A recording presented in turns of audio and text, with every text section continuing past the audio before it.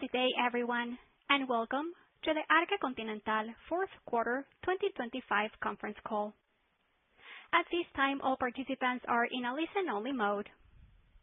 Later, you will have the opportunity to ask questions during the question and answer session. You may register to ask questions at any time by pressing the star and one on your telephone keypad. You may withdraw yourself from the queue by pressing star two. In the interest of time, we ask you please limit yourself to one question. Please note this call is being recorded. I will be standing by should you need any assistance. It is now my pleasure to turn the conference over to Melanie Carpenter of Ideal Advisors. Please go ahead. Thank you, operator. Good morning, everyone. Thanks for joining the senior management team of Arca Continental to review the results for the fourth quarter and full year of 2025. Their earnings release went out this morning. It's available on the company website at arcacontal.com in the investor relations section. It's now my pleasure to introduce our speakers. Joining us from Monterrey is the CEO, Mr. Arturo Gutierrez, the CFO, Mr. Emilio Marcos, the Chief Planning and Strategic Capabilities Officer, Mr. Jesus Garcia, and the Chief Operating Officer, Mr. Jean-Claude Tissot. They're going to be making some forward-looking statements, and we just ask that you refer to the disclaimer and the conditions surrounding those statements in the earnings release for guidance.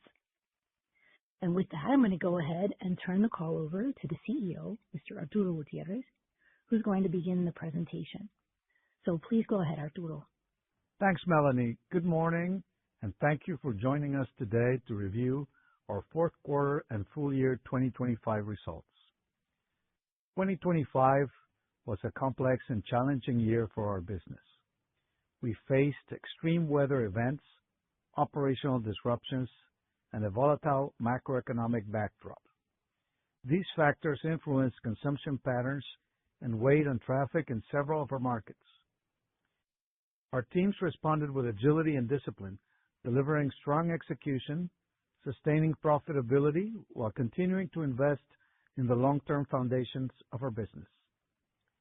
In many respects, 2025 marked a transition year. We navigated heightened volatility while staying firmly focused on what we can control. We made meaningful progress scaling digital platforms and analytics to enhance commercial capabilities, strengthening our end-to-end supply chain, and driving productivity across the organization. As a result, we closed the year with stronger fundamentals, greater operational flexibility, and improved readiness to capture opportunities as conditions normalize. We're confident in the strength of our operating model and our readiness for the period ahead. Moving on to our consolidated results, for the fourth quarter, total consolidated volume declined 0.8%, and for the full year, 2.1%. Consolidated revenues in the quarter were down 0.6%. For 2025, revenues increased 4.6%, supported by revenue management, effective portfolio mix, and strong execution across channels. Consolidated EBITDA in the fourth quarter declined 4.5%, posting a margin of 21%. Full-year consolidated EBITDA increased 3% to a record level, surpassing 50 billion pesos for the first time in the company's history, underscoring the resilience of our operating model and continued focus on profitability. Now, let's review the performance of our operations. Our beverage business in Mexico ended the year on an encouraging note, delivering a gradual and sequential volume recovery in the second half, supported by our sophisticated revenue growth management capabilities, portfolio optimization, and continued progress in returnable packaging initiatives. In the fourth quarter, unit case volume, excluding jug water, declined 3%, cycling exceptionally strong growth of 7.8% and 3.5% versus the same quarter in the prior 2 years. For the full year, total volume declined 3.4%, reflecting strong 2024 comps. Sparkling beverages declined 2.5% in the quarter, partially offset by outstanding sequential double-digit growth in Coca-Cola Zero. This momentum was supported by expanded coverage and affordable packages, including the 450 milliliter non-returnable format. Remarkably, Coca-Cola Zero achieved a CAGR of 15.8% in the last 5 years. Stills increased 2.8%, led by teas, dairy, juices, and nectars, driven by sustained momentum in the modern trade channel, mainly in supermarkets, which were up 6.3%. Net sales grew 1.2% in the quarter, with average price per case, excluding jug water, up 5%. For the full year, revenues rose 1%. EBITDA in the quarter increased 5.1%, reaching a margin of 23.9%.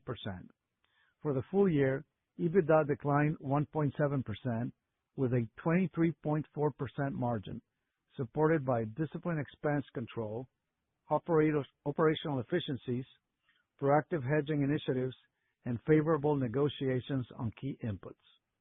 Looking ahead, we will continue to accelerate the deployment of digital capabilities to drive operational efficiency and improve visit frequency and effectiveness. Key initiatives include broader use of Tuali and the suggested order tools, along with new AI-driven inventory planning and predictive analytics to further strengthen execution. Turning to South America, total volume during the quarter and the full year were broadly flat, reflecting softer results in Ecuador and Argentina, largely offset by growth in Peru. Total revenue declined 5.6% for the quarter, while increasing 3.1% for the full year. Fourth quarter EBITDA declined 14.9%, with margins at 22.2%. On a full year basis, EBITDA increased 6.5%, reaching a margin of 19.6%. Overall, our results reflect a gradual and uneven recovery across the region, with distinct dynamics by country. Taken together, the region remains on a constructive path, characterized by modest growth, improving fundamentals, and increasing confidence in the trajectory ahead. In Peru, our operation delivered a strong finish to the year, supported by resilient demand and solid execution across channels. Total volume in the fourth quarter was up 3%, cycling strong growth over the same quarter in each of the past 4 years. Notably, this was the highest quarterly volume since we assumed operations in 2015. Growth was broad-based across categories, led by sparkling up 1.9%, stills 1%, and water at 10%.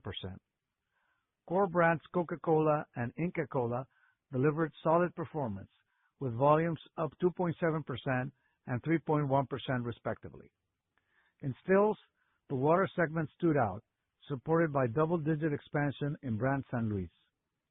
Sports and energy drinks also contributed, increasing 2.6% and 8.6% respectively. Importantly, Powerade continued to build momentum following the rollout of its new formula, further enhancing its relevance within the category.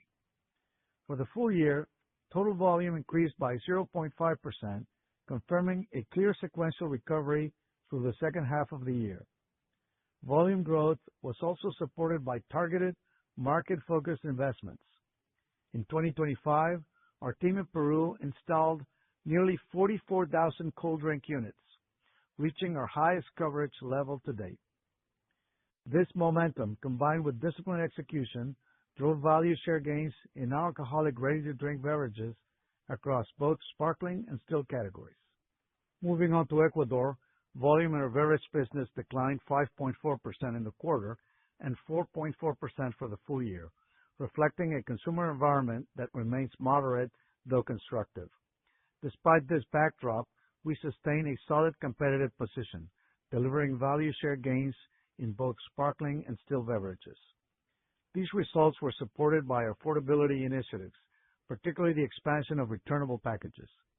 Notably, the mix of returnables increased by 0.3 percentage points during the year. We also continued to strengthen our portfolio through innovation with the introduction of the Flashlyte brand to compete in the fast-growing rapid hydration segment.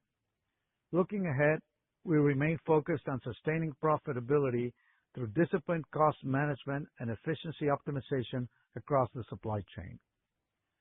Now, lastly, to Argentina, fourth quarter volume declined 1%, while increasing 5.2% for the full year, supported by selective pricing and affordability initiatives, with recovery led by the traditional trade. Our operation navigated this environment through strong in-market execution and a continued focus on returnable packages. We also delivered value share gains in NARTD beverages, with single-serve packages gaining traction and driving a 1.1% improvement in mix during the quarter. These gains were led by remarkable performance in the energy category, highlighted by the strong momentum of Monster. In addition, our digital agenda continued to advance, with digital sales reaching 75%, supported by the rollout of our proprietary B2B platform, Tuali. Our beverage business in the United States delivered another year of strong financial and operating performance. In the fourth quarter, volumes grew 2.2% and transactions increased 3.5%, reflecting our focus on sustaining consumer engagement and driving interaction at the point of sale. For the full year, volume declined 1.2%. This quarter showed broad-based momentum across categories. Our low-calorie portfolio grew by 9%, with Coca-Cola Zero up 11%, Diet Coke up 2%, and Diet Zero Dr. Pepper up 10%. Still beverages increased 3.7%, driven by strong performance by Monster, Fairlife, and our water brands, supported by excellent holiday point-of-sale execution. Quarterly net sales rose 4.9%, with average price per case up 2.8%. Full-year net sales increased 3.3%. EBITDA in the quarter declined 4.3%, with a margin of 17.5%. For the year, EBITDA increased 4.2%, with a margin of 17.2%. This is the highest full-year EBITDA margin since we acquired this operation in 2017, underscoring the strength of our operational model. Finally, we are pleased with the seamless integration of our recently acquired adjacent franchise territory in Oklahoma, which commenced operations on November 1st, further strengthening our footprint and growth opportunities in the region. To conclude our review of operations, the food and snacks business delivered low single-digit sales growth for the full year, demonstrating strong execution despite a high single-digit decline in the fourth quarter. Disciplined pricing, portfolio optimization, and operational efficiencies continue to support profitability and strengthen the position of our food and snacks business going forward. I will now hand it over to Emilio to discuss our financial results. Please, Emilio. Thank you, Arturo. Good morning, everyone, and thank you for joining us today to review our results. We're closing a year impacted by significant challenges, not only for our business, but also for the global economy, which has faced multiple external pressures. Consistent with our historical approach, we remain focused on the factors within our control, our execution, operating discipline, and effective management of costs and expenses. This sustained approach is reflected in our performance throughout the year.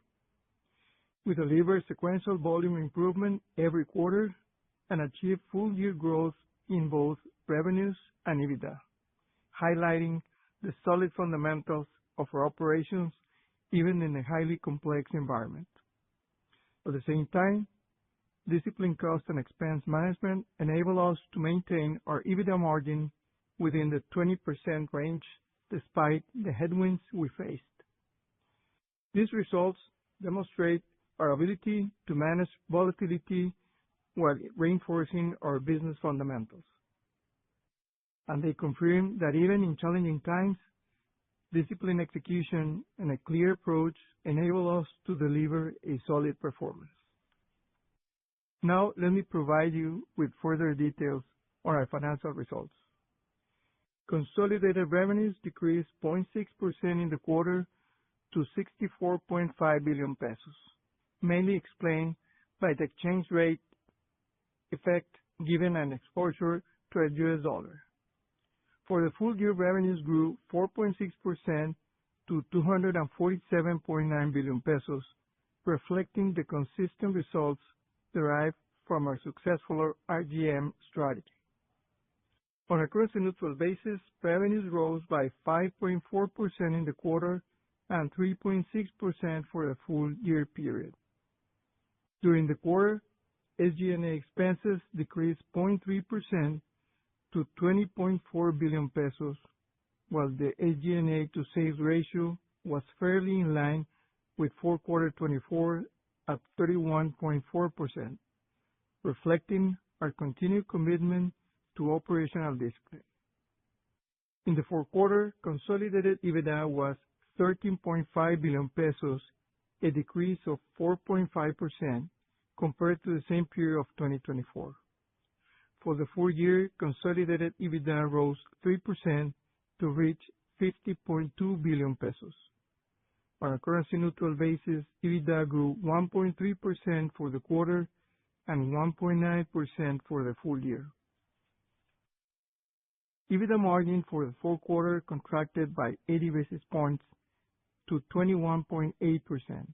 The contraction is explained by the high comps in the U.S. and South America region in the fourth quarter of 2024, given the factors that we have disclosed in previous calls. At the same time, profitability in our Mexico business continued to improve sequentially, with the region delivering a 90 basis points margin expansion during the quarter. For the full year, EBITDA margin was 20.2%, reflecting a 30 basis points contraction.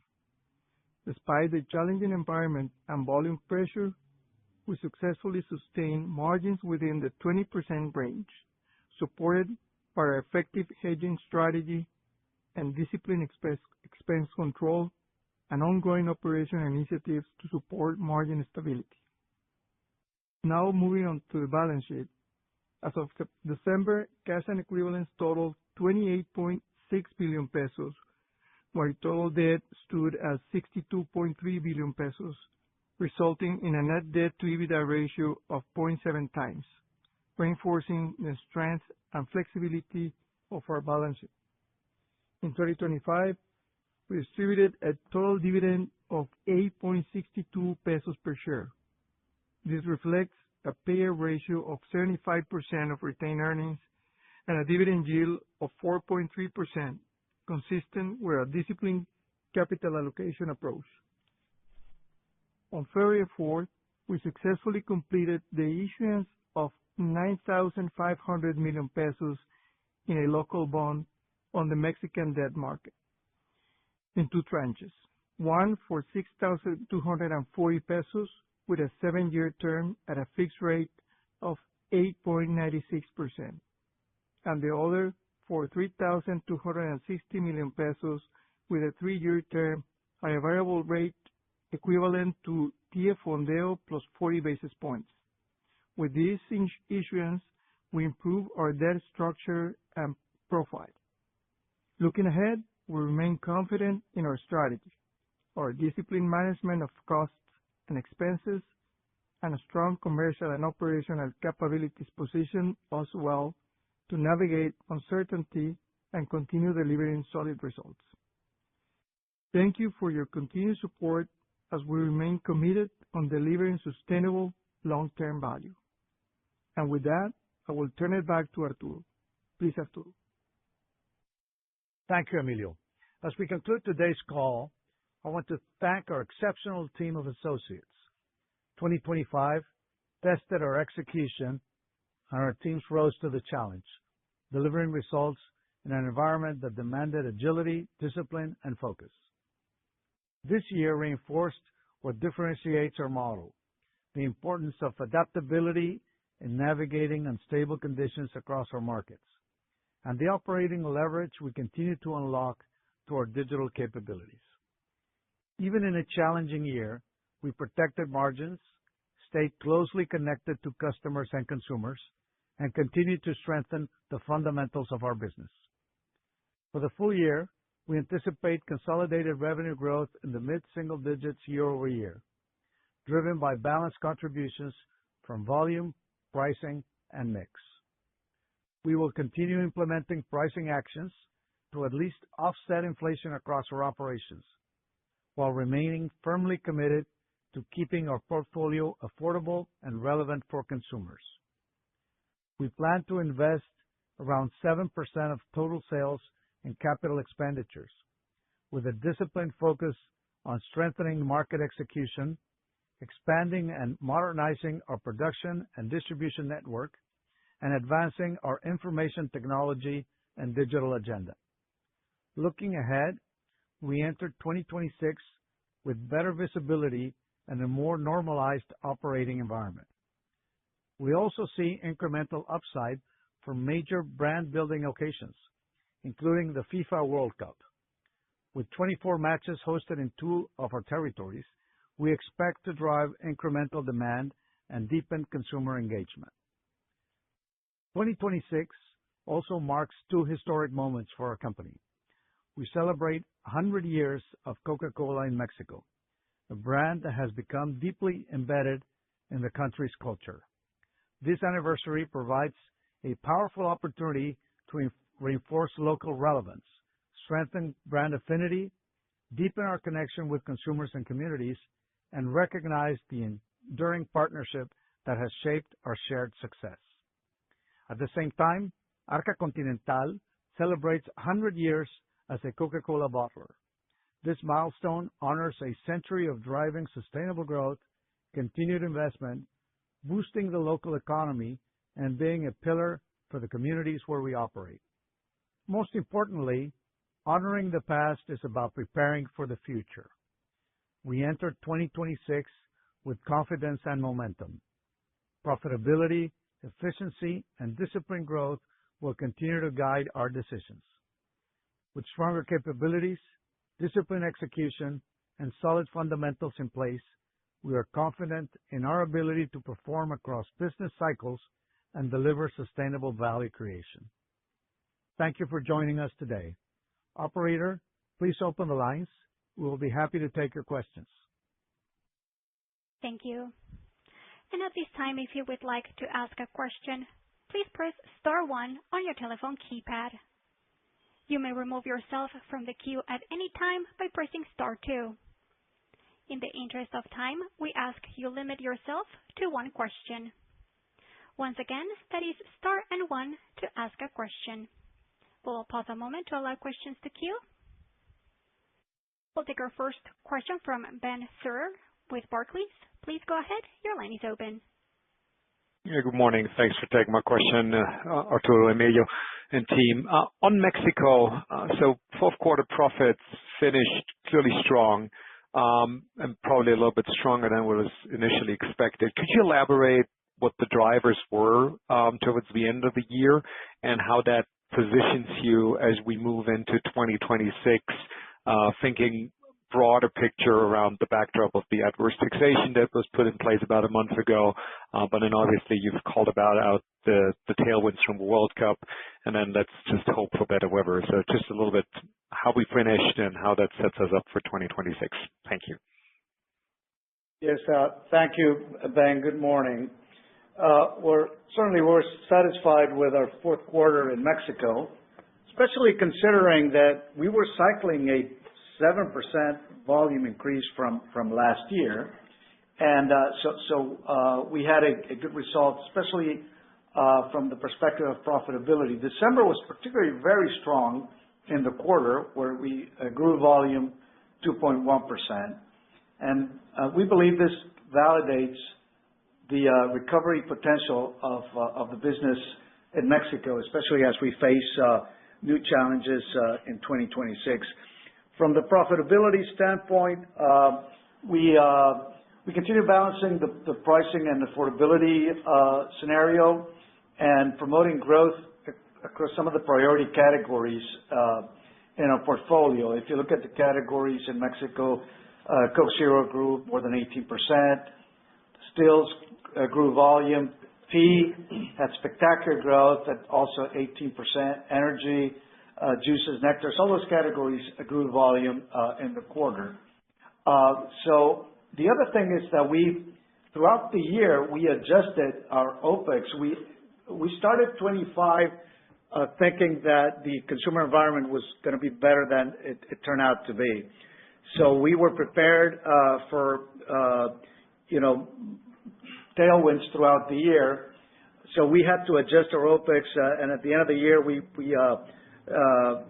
were able to do that. So our margins continue to improve. And so as we face 26, we are tracking in line with expectations. We're managing the tax adjustment with our proven affordability and pricing tools, and we remain confident that we're going to be delivering a healthy performance throughout the year, and especially protecting profitability. So I'm going to turn it over to Jean-Claude to talk a little more about 26. Yeah, thank you, Arturo. And to your point, we have prior experience with similar taxes, with the apps, and the use of our tools. But something that I would like to emphasize is why we had a very good fourth quarter, and that is going to be the base for 2026. But the local team and the leadership from the team in Mexico is that we are going back to basics. We are strengthening our foundation while embracing the future through our digital transformation. Going back to basics with a strong momentum, with pricing and packaging as a lever to ensure competitiveness and transactions. We are expanding returnable. We are protecting entry-level packages and managing mix with a more differentiated zero sugar strategy. And we are embracing the future through our digital transformation that you saw, through our digital capabilities and artificial intelligence tools with our B2B platform, Tuali, our pricing copilot and TPO initiative, but with an end-to-end approach with supply, with our forecasting, distribution network, and warehouse automation. We worked together with the Coca-Cola Company to see the fast start in Mexico, and the feedback that we received was really good. And yes, we are ready, as you're saying, for a great opportunity that we have in 2026, that is the World Cup. Thank you very much for the clarity. Thanks. Thank you, Ben. Jean-Claude. Thanks. Thank you. Our next question comes from Fernand Mendez with JP Morgan. Please go ahead. Your line is open. Hi, guys. Can you hear me well? Yes. Perfect. Thank you so much for taking my question. I would really appreciate if you could dig into the guidance of next year on a country-by-country basis, obviously focusing a little bit more on Mexico. If anything has changed from your original expectations on the impact on volumes from the increased taxation and whatever extra pricing you would do for next year. So a little bit more detail on a country, region-by-region basis, volume pricing outlook for next year, that would be highly appreciated. Sure, Fernand. Let me start by Mexico, as you requested. And the current environment, as you know, is that we're facing the price increase in line with what we anticipated. So we, as Jean-Claude explained, we're going back to basics in our operation. We're focusing on our traditional playbook, but at the same time deploying our digital initiatives. So that will help us mitigate the impact of elasticity as we've increased prices. So we've seen a constructive response from the consumer. Engagement remains very healthy across our core categories and channels. Modern trade particularly responds well to targeted promotions and competitive pricing. And the traditional trade it remains resilient, especially as it is supported by digital execution in this market. So we are reinforcing affordability through returnables, entry-level packs, strengthening our execution, our metrics for execution, cooler placement, and as I said, leveraging digital tools, particularly our revenue management tools, pricing and promotions to fine-tune our decisions in the marketplace. All these actions are helping us manage the transition very effectively and at the same time, maintain competitiveness. So we're confident that we're going to deliver on our guidance for Mexico. In the other markets, the U.S.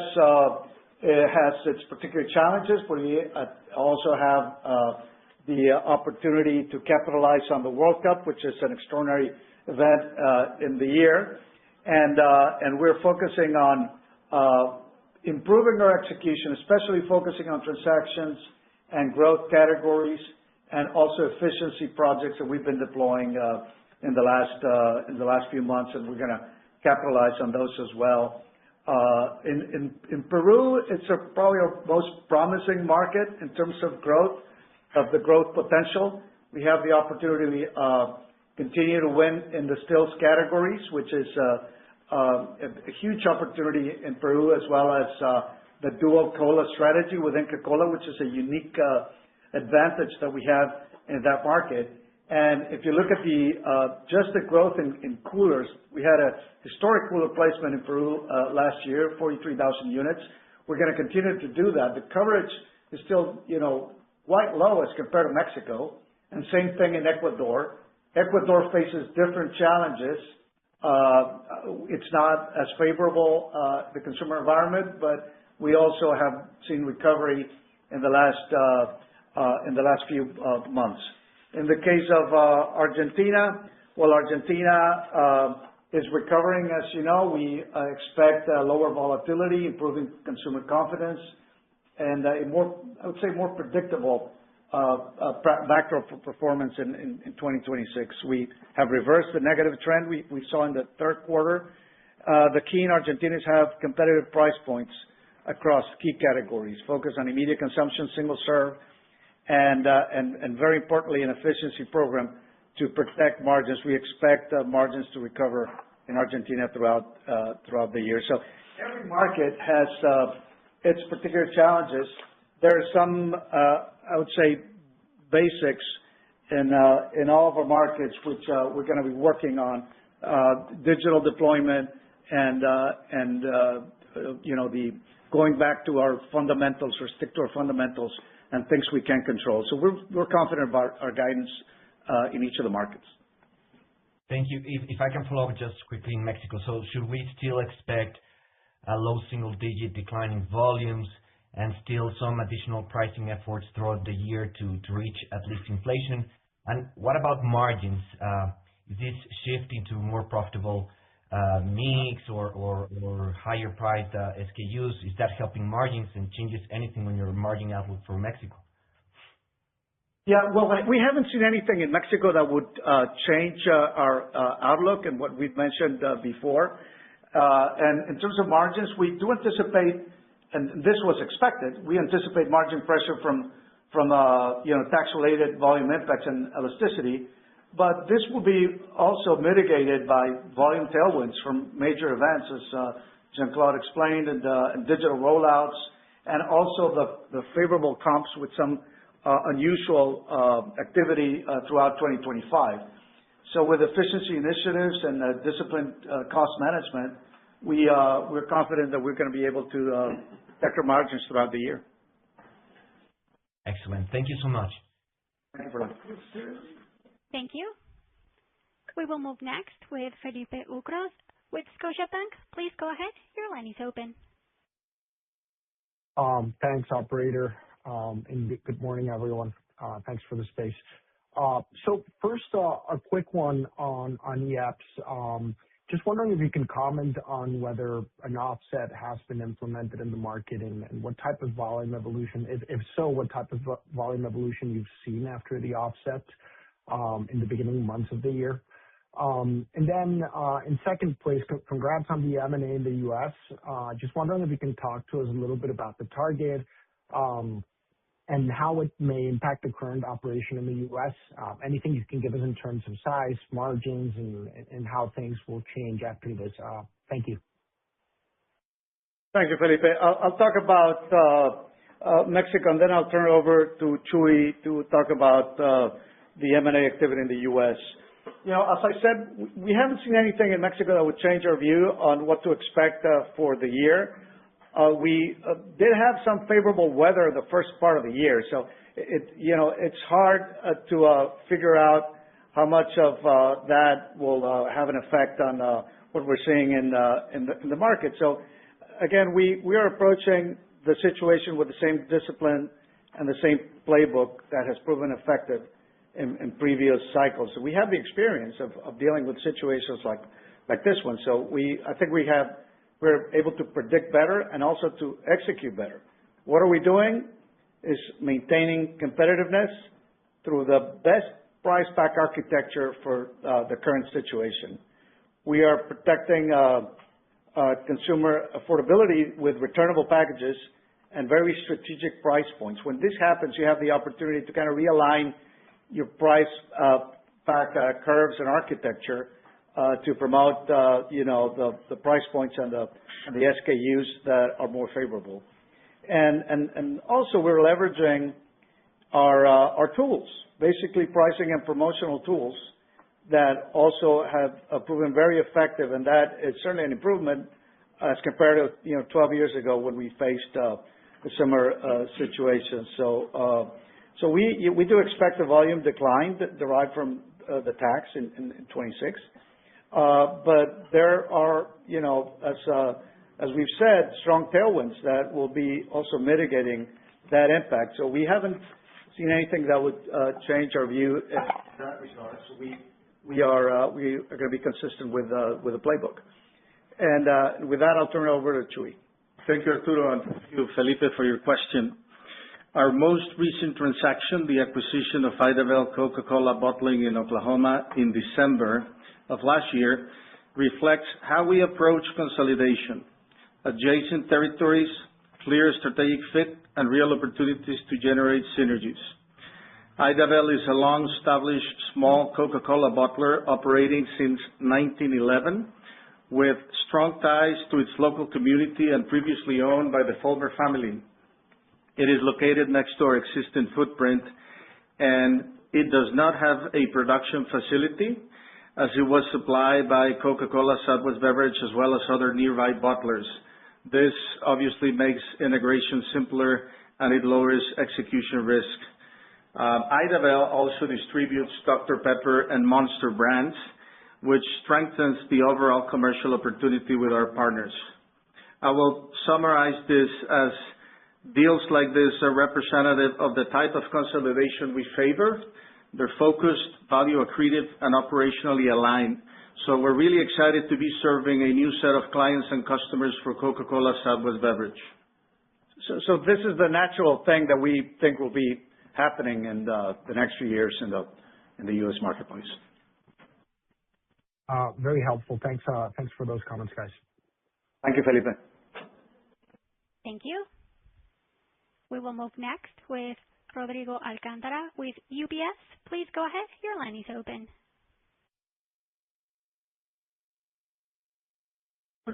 Hi. Thanks for taking my question. Congratulations on the results. Also to Jean-Claude for the appointment of CEO. My question is precisely in the U.S., Jean-Claude.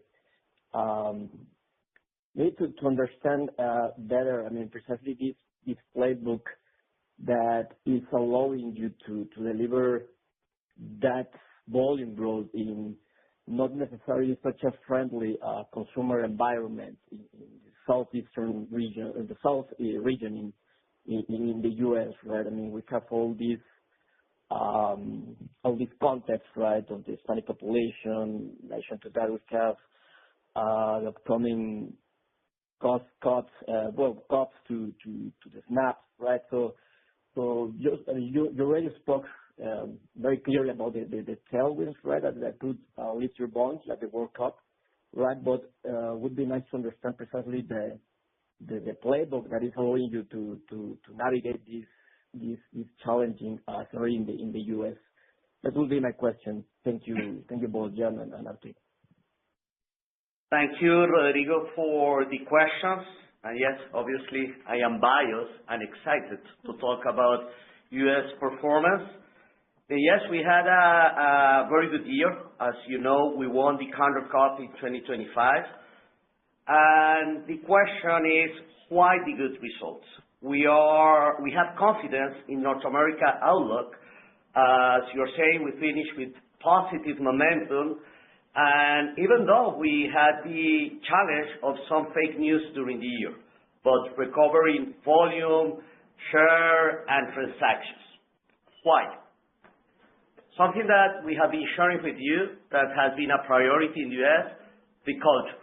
The culture that we have with our frontline heroes and how we are working together with the Coca-Cola system, the Coca-Cola Company, and the other bottlers. But also we have been implementing what we have been sharing that we are doing in the rest of our countries. A simple formula that is going back to the basics, strengthening our foundation while embracing the future through digital transformation. Going back to the basics in the U.S. has been a focus on all three channels with a focus on solving, fill rate, and growing transactions. And in terms of the digital transformation has been our mycoke.com implementation, that is like Tuali in Latin America. Also the tools that we are providing to our commercial teams, that they have the information by store to see our execution and performance, working together with our customers, but with that end-to-end approach between supply and commercial, connecting the dots between those two areas. Then 3 pillars: culture, going back to the basics and the fundamentals of our business, and the digital transformation that we have been implementing together with our digital nest. So I think that, Rodrigo, this is the U.S. For us is a story not about what we're going to do in 26, but throughout the years, it's consistent, high quality, customer focused execution.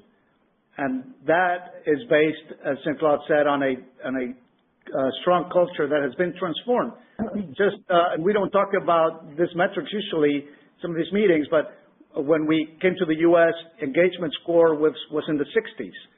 And last year it's in the high 80s with all of our associates. So this is the culture that we're talking about. So we think this delivers consistent results throughout the years, aside from particular things that we're going to have as headwinds or tailwinds throughout 26. Thank you, Arturo. Again, indeed, very consistent results. Congrats. Thank you. Thank you, Rodrigo. Thank you, Rodrigo. Thank you. We will move next with Alejandro Fuchs with Itaú. Please go ahead. Your line is open. Thank you, operator. Hola, Arturo, Emilio, Jean-Claude, Jesus. Congratulations on the results and also on the 100 years of Arca this year. Pretty impressive milestone. I have just one very quick question for Emilio. I think the rest of the questions have been answered already. But for Emilio, there was a big net financial expense this quarter of almost 2 billion pesos. I want to see, was there anything unusual this quarter there that explained maybe a little bit of a higher financial expense, or is this the level that we should expect, going forward, especially for 2026? I think you could provide some color there. That would be very helpful. Thank you. Thank you, Alejandro. Yes, we're celebrating 100 years of being a franchise in Mexico. Thank you for your comment. Yes, well, the main variation on the net interest expense is basically 2 reasons. One is the increase in the financial expenses explained by a higher interest payment that we have since we have new debt in Mexico of around 15,000 million pesos associated with CapEx and the M&A activity that we had last year. And the second one is the decrease in financial income since interest rates were lower than last year, and also we had a lower cash position basically in Mexico and U.S. So what you're seeing on the financials is the net of expenses and income. So at the end, I think the short answer is higher debt in Mexico and U.S.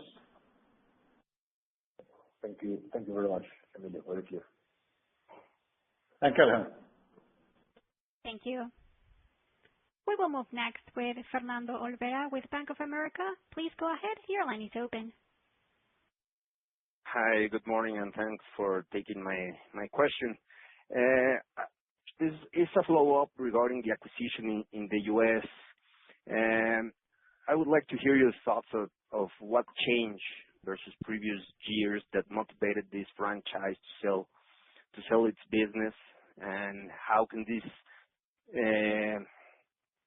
cause other franchises to be motivated to sell their business in the future? Thank you. Thank you, Fernando. Well, we don't really know exactly what motivated them. We had been having conversations with the owners of the franchise for, some months or maybe a couple of years. But I think at the end of the day, what we have to realize is that this is kind of the logical thing to happen as the business of Coke franchises becomes more a business of scale. If you think about this business throughout time, probably 30, 40 years ago, owning a Coke franchise, scale was not really the name of the game because you had a very local operation. You had kind of obviously a most favored nation treatment by Coca-Cola, and you didn't require the sophisticated capabilities that you require now, or you didn't have the large accounts. Now it's different. And one of the things that's changing is particularly as we move into digital conversations with customers, that we need to have, as I said, more modern tools for a lot of the commercial core processes.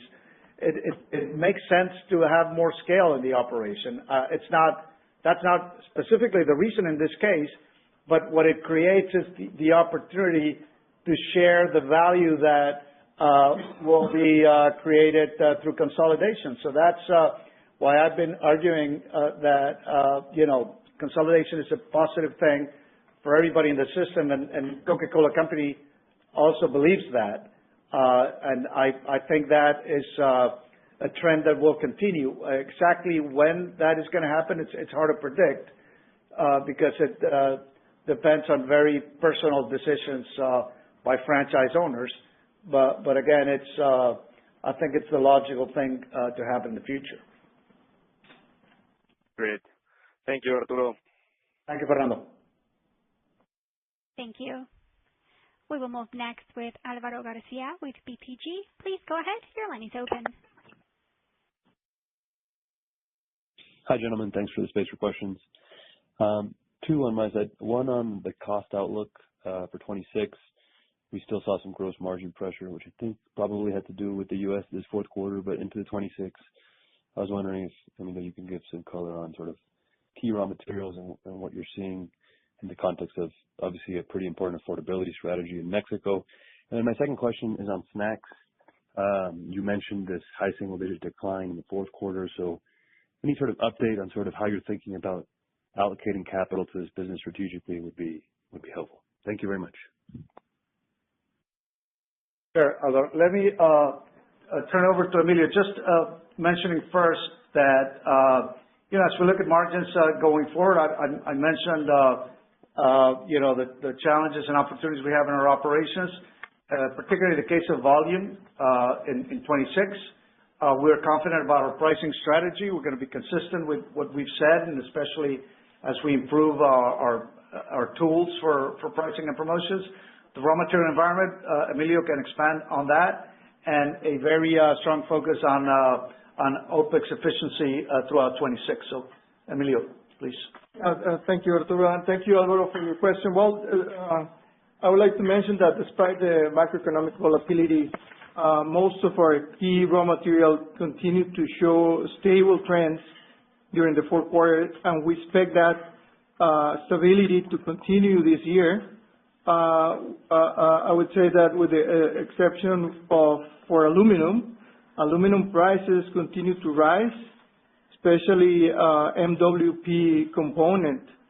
So for that reason, we have fully hedged our LME which is the other component of aluminum. So we have hedged 100% of our needs in Mexico and 97% of our needs in U.S. for LME. And both at a higher price than last year, but lower than the current spot prices. So we are in a better position compared with the market as of today. In addition, we hedge 50% of our MWP requirements in the U.S., also above last year prices, but below the current market prices. We have also covered 90% of our sugar needs in Peru at levels below 2025, so we are better than last year here. And 71% of our high fructose needs in Mexico in line with inflation, and 43% in U.S. at the same levels of 2025. So as you can see, we are basically very well on the hedges, with the exception of aluminum, basically in U.S. And with respect to snacks, well, the fourth quarter we had a mixed performance in our snacks operations. Some net sales declining in some markets like Mexico, U.S., and growing in Ecuador. And this reflects a varied market dynamics by country. So in some countries we have more synergies. Your question was about snacks business, just confirming? Yeah, it was about sort of how you're thinking about the business longer term, sort of how you think about business. So yeah, we don't allocate a disproportionate amount of capital in this business, and we constantly evaluate strategic opportunities to strengthen the business and maximize volume. Let me tell you that we do regularly assess this business in our portfolio, including the U.S. Snacks division. And this is part of our commitment to long-term growth. As I said, in some cases we have stronger synergies, as in Ecuador. In other cases, it's not, not the same. And also the business is not connected to our beverage operation. It's quite independent. So we are very flexible to make decisions about this business in the future. Great. Interesting. Thank you very much. Thank you. Thank you. Our next question comes from Ricardo Alves with Morgan Stanley. Please go ahead. Your line is open. Hello, Arturo, Emilio. Thanks for the call. Thanks for the opportunity to talk to you. I want to go back to the U.S. Besides frontline pricing, I wanted to go into more details on revenue management, your strategy longer term on revenue management. It would be super helpful for us to maybe to illustrate your strategy on ground, if you can share some specific examples. Where is really the focus of the management in stuff that it's really going to move the needle on your unit revenues? Is it opportunity on, a higher value mix, higher value brands? Is it more, get more exposure or work better on your packaging and mix of packaging? Is smarter promotion activity now with the digital? You mentioned digital in several fronts, so I wonder if maybe this is where there are several ways in which we are able to think about how you are tackling new opportunities to improve even more the U.S. business, but it's difficult for us to really have a grasp on what really could move the needle. What are the practical examples that you are implementing right now? So I just wanted to understand a little bit better your longer term strategy, where could be the upside in the U.S. Maybe it's efficiencies, right? You talked about efficiencies as well. I know that in the U.S., we talked in the past about route optimization, integration of distribution centers. There's many things in my mind right now. I just wanted to get from you what is really on top of your mind to improve even further the U.S. business. Thanks for the call. Thank you, Ricardo. I will turn it over to Jean-Claude just by saying that, you pretty much described the many opportunities that we have in the market. Revenue management pricing has been a fundamental capability, and that's been a driver for value in that operation and in every operation. As I've said, if there would be one commercial capability that we really want to get right, it's pricing and promotion. I think we're off to a very good start in the last few years. Efficiency is becoming more a priority in the U.S. as well. We're investing for making our supply chain more efficient. But I will turn it over to Jean-Claude to provide details. Thank you for the question, Ricardo. And indeed, RGM has been and will continue to be critical in our strategy in the U.S. What we have done, we have been focused on increasing transactions. 2025, despite all the challenges that we had at the beginning of the year due to the fake news, we were able to finish the year once again growing transactions. Why do we grow transactions? Is because we have been developed a new portfolio. We have strengthened our portfolio in terms of packages, but also in terms of categories, in terms of innovation. You have seen the improvement that we have done with brands such as Core Power. But RGM is also how we are bringing our digital transformation and is the implementation of tools such as the price promotions and the copilot pricing. And pricing as well has been the alignment that we have with the Coca-Cola system, with the Coca-Cola company, the other bottlers, and the customers. Then it's a combination of initiatives that they are together with our execution, allowing us to grow the margins as you saw. Thank you so much.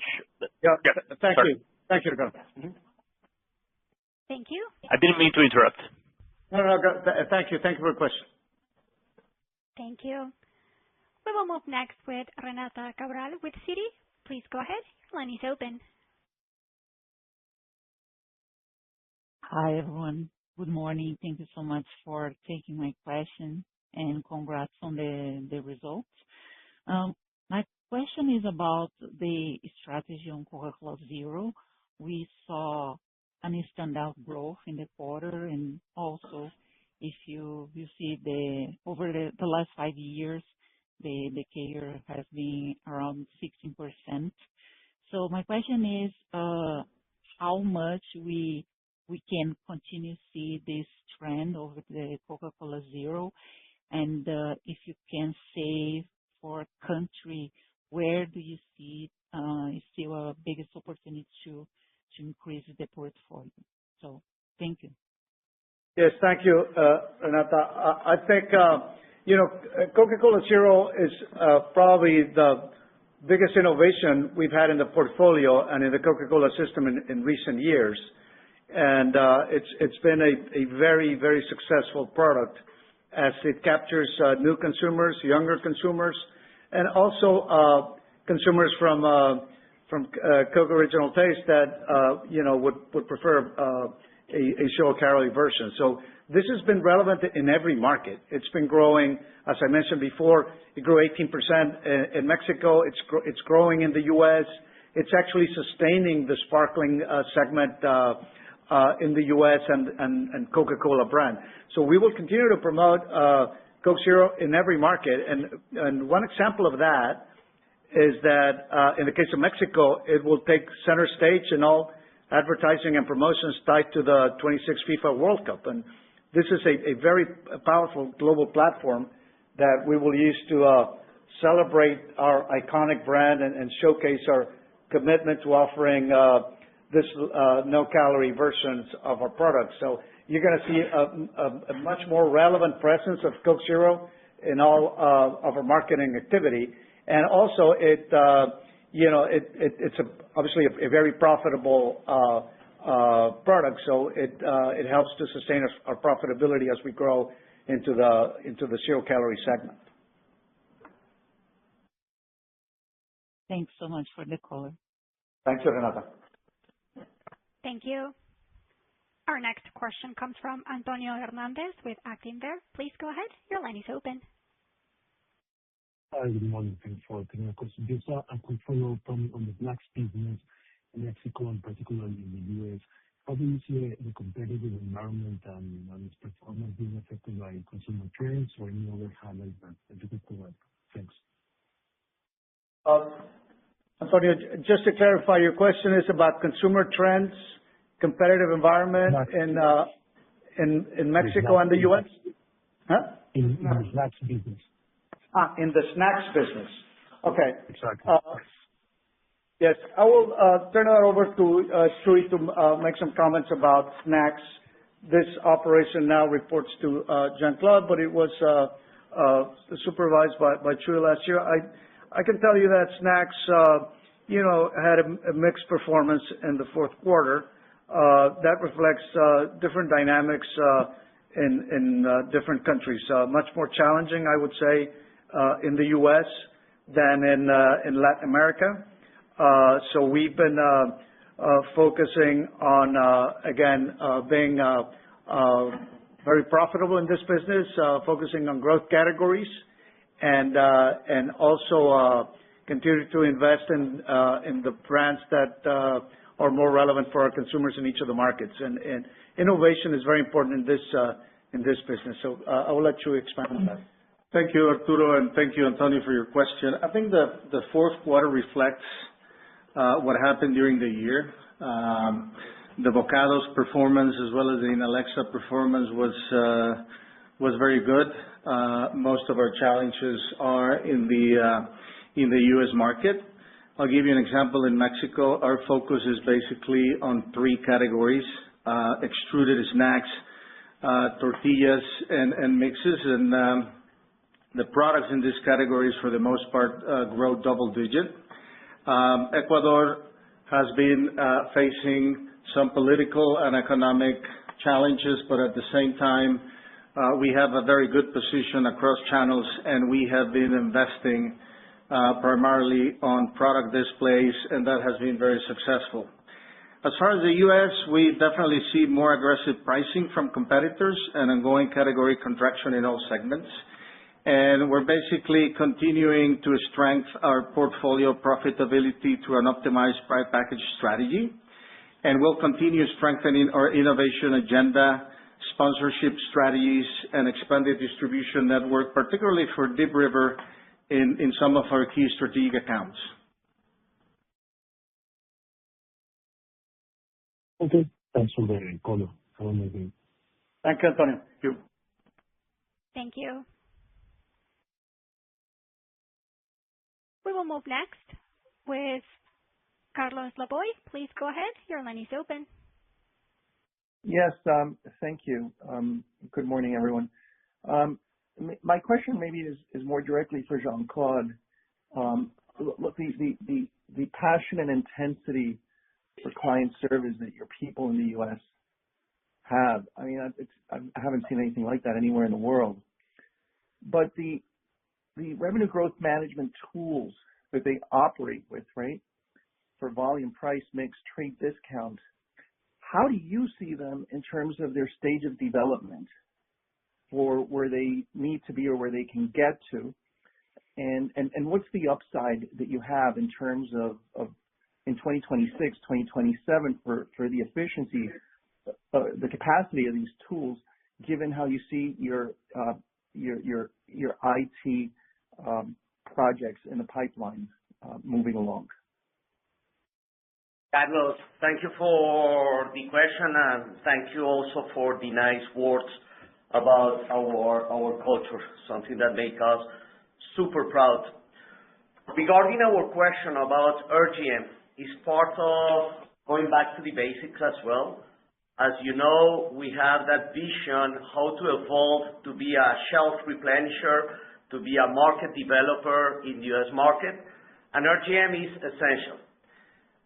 We have been developing tools to grow our transactions, to expand our portfolio with single-serve packages in all the categories, not just in sparkling, the development of zero sugar, and the tools and the digital tools, as you're saying, that we have to make sure that we connect our digital tools, such as the TPO pricing copilot, with our supply tools as well, to ensure that, going back to the basic, we have the best fill rate.